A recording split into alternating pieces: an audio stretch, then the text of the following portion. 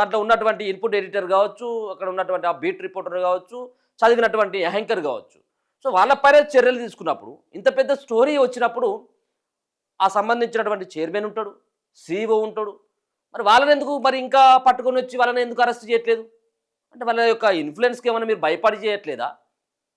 వాళ్ళు ఇప్పుడు ఒకవేళ కనుక చట్టం అందరికీ ఒకే రకంగా ఉన్నప్పుడు నోటీసులు ఎందుకు ఇవ్వాలి అని చెప్పేసి మాట్లాడినటువంటి సజ్జనర్ గారికి మరి ఆ చైర్మన్కి ఎవరు నరేంద్ర చౌదరిని ఆ ఛానల్కి సంబంధించినటువంటి సీఈఓని ఎందుకు పట్టుకొచ్చి ఈ రకంగా సిట్ ముంగట విచారించట్లేదు, ఎందుకు రిమాండ్కు తరలించట్లేదు?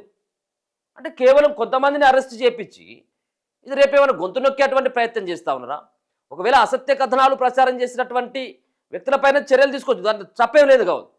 సరే, ఏం ఆధారాలు లేకుండా ఈ విధమైనటువంటి కథనాలు తప్పే కావచ్చు. కానీ దీనికి మూలంగా కారణమైనటువంటి ఇంత పెద్ద స్టోరీ వచ్చినప్పుడు ఆ ఛానల్ యాజమాన్యానికి సంబంధం ఉంటుంది కదా, మరి వాళ్ళని ఎందుకు తీసుకొచ్చి అరెస్ట్ చేయట్లేదు అనేది ఇప్పుడు ఓ ప్రశ్న.